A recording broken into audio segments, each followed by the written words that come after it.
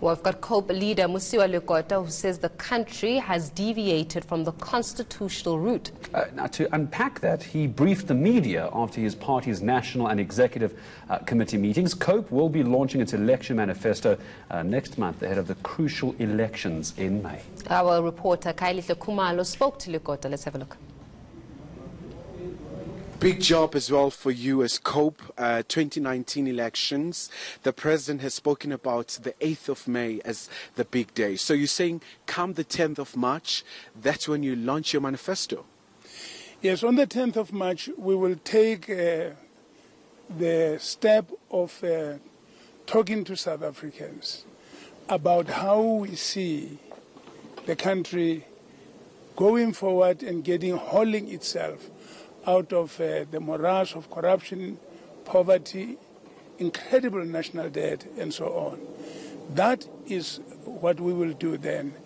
And we have said consistently over the years that South Africa, by being taken away from the constitutional route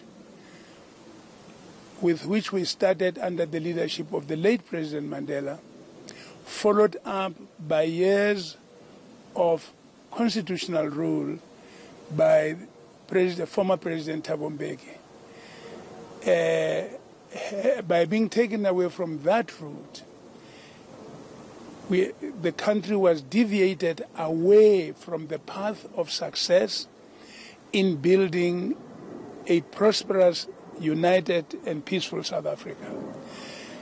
We have never changed from this route.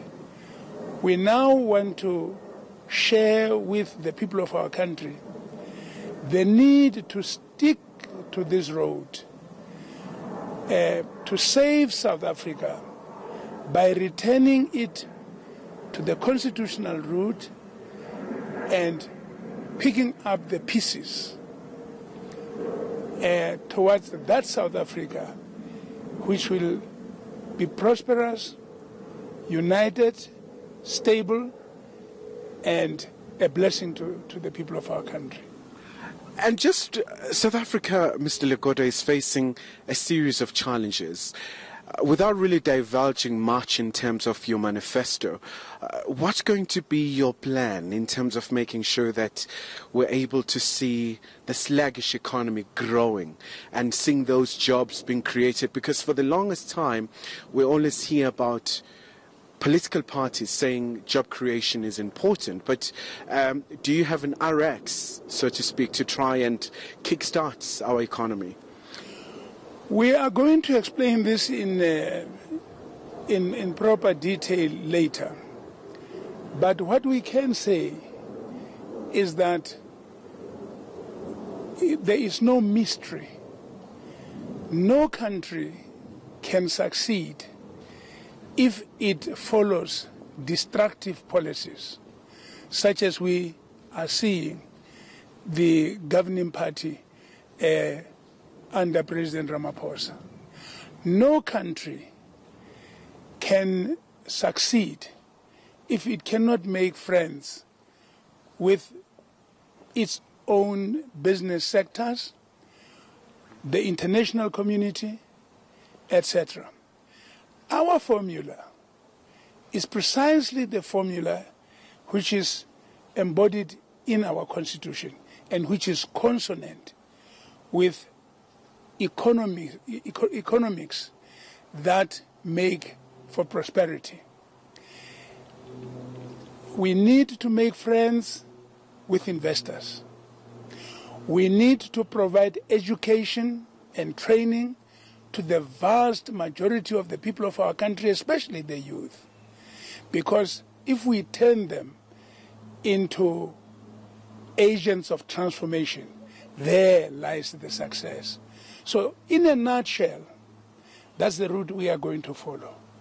And just briefly say, we've seen during the course of so many inquiries we have, whether you look at the Zondo Commission of Inquiry and PIC and so forth, you're calling yourself reliable and accountable, but also incorruptible. So is fighting corruption one of the key priorities from your side?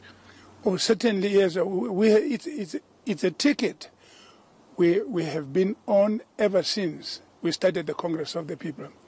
We pointed out that this route that you are taking, veering away from the constitutional route and the rule of law, opens the way to corruption, to lawlessness.